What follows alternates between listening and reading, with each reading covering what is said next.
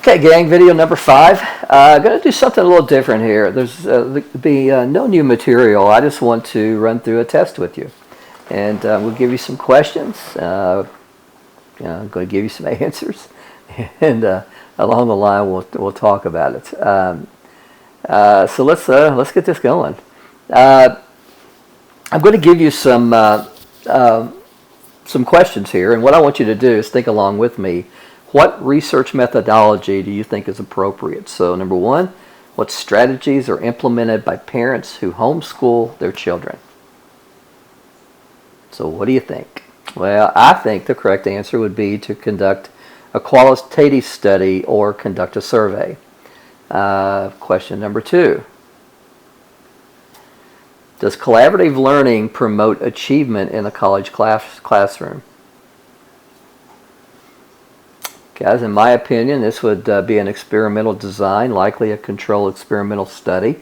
What we would do is probably set up a control group that would continue to learn in the traditional manner, and then we do an experimental group that had the collaborative learning component, and then compare some sort of test scores in the end. Number 3, what is the effect of a strategy-based intervention on the reading comprehension of underachieving adolescent readers? Well, clearly the population under study is underachieving adolescent readers, and I think we all have to agree that this is also experimental, likely a controlled experimental study, because what we would do, we would look at traditional instruction versus this strategy-based intervention for the experimental group and compare some sort of scores. Again, keep in mind that while we're going through this, not only do I want you to be able to get the right answer, but I want you also to think about these questions as potential research. Now, you can't use these directly, but you could certainly put a little bit of spin on the questions as I discussed in the previous video and come up with something. So, how do the major concerns of beginning and experienced teachers in a school system compare? Well, clearly we would use some sort of survey or some sort of post hoc because we're not going to go in and manipulate anything. We're just going to examine the differences from two groups of people.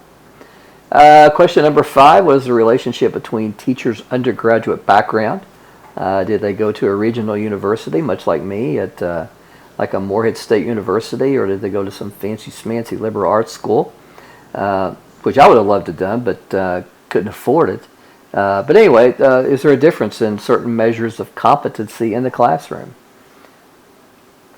Well, we're not manipulating anything, are we? We're not, taking a group of students. A group of students and saying, well, we're going to randomly select you to be in the education, and we're going to randomly select these others to go to a liberal arts school. We're not doing anything like that. We're just looking ex post facto and making comparisons on certain measurements. Number 6, how did educational reforms of the junior high school lead to the development of the middle school? I don't know about you, but that would drive me insane if I had to do research on that. That would not interest me at all. But, I know a lot of really cool people, researchers who get into that stuff. So maybe you're one of them. Well, guys, this would be just a historical context. So, again, that's fair game for research. That's the reason I threw it in there, just to put that on your radar. Number 7 was the influence of family composition. I guess we mean by that married, divorced. You could even get into to gay parents. You could get all kinds of avenues you could take on family composition. But anyway, what's the influence of that on children's conformity to the student role? So what do you think? Well, I think it would be ex post facto. It would be something that we would kind of at the end of the semester, we would design our study, obviously, and at the end of the semester or the academic year, we would come up with some way to measure their role as a student, and we would look at the difference over different family composition levels. Number 8, what kind of education do students receive in a church-sponsored Christian high school? Well, guys, for me, that would be a qualitative or a survey. Question number 9, what is the extent of drug use among students in rural high schools? Clearly a problem. I know it is in the high school, in the community in which I live. It's one of the things that scares me about my 10-year-olds getting to high school. Well, guys, I would probably do a survey and possibly even that's right. I don't mean quantitative. What I mean is possibly qualitative study. I think it would be very helpful here to interview students, and you could possibly interview students and put a quantitative spin on it through some surveys, through some item analysis, or again, I should say possibly qualitative. Or you may interview students and tell a story based on their responses. So, that's one of those studies that could clearly be quantitative in terms of a survey, or qualitative in terms of just interviewing students and getting their experiences. The problem there is I don't know how honest some of the students will be, but I'm so out of touch with the high school student today that I don't know. Maybe they'll just be, right up front and just tell you, "Hey, I do drugs." I don't know. I don't know how that would work. Number 10, is there a relationship between the number of semesters of math taken in high school and the student's first semester GPA? Well, again, clearly we're not manipulating anything here, so it's not going to be quantitative, but it would be kind of quantitative because we would look at a correlation, but it's not going to be something that we manipulate. So it's not experimental. Okay, consider the following abstract.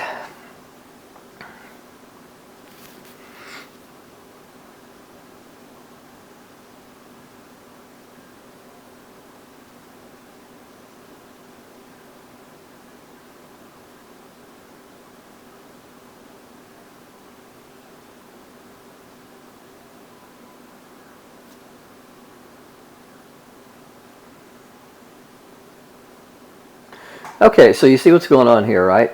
Now, the second paragraph, I think I wrote it up, it's a little clumsy.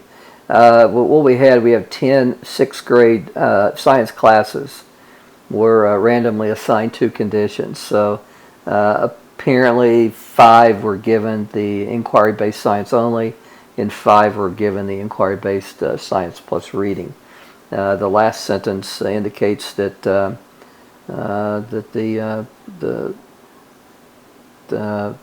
research was a success.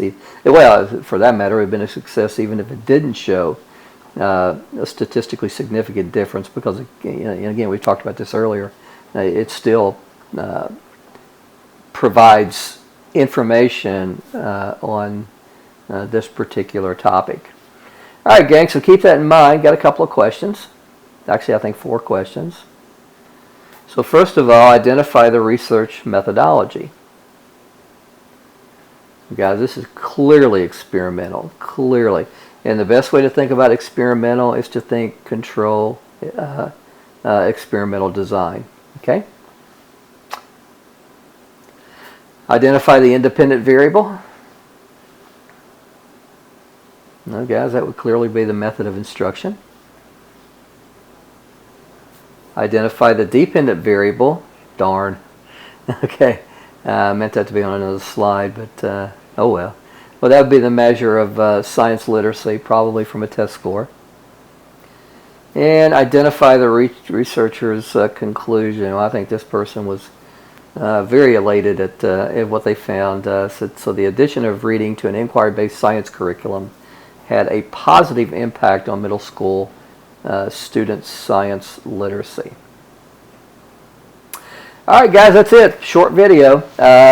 In the meantime, I want you to also follow, if you haven't already done this, follow the links that were provided in getting familiar with Google Hangout. And again, pay special attention to the second video, which shows you how to join a Google Hangout. So probably tomorrow. Well, I'm actually creating this video on Thursday, September the 4th. So probably tomorrow on September the 5th, I will send you an email and tell you what time the Google Hangout sessions will be. And again, feel free. Google Hangout sessions handle up to 10 people in addition to the administrator, which will be me. So we could all ultimately do it together, but it looks like your schedules are so vastly different that we're not going to be able to find a common time for everyone. But nevertheless, if I have one at, I'm just throwing out a random time here, Tuesday night at 7 o'clock, and your schedule for that week has changed a little bit, and you're able to make that one, then feel free to jump right in. So, guys, that's all I got. Take care.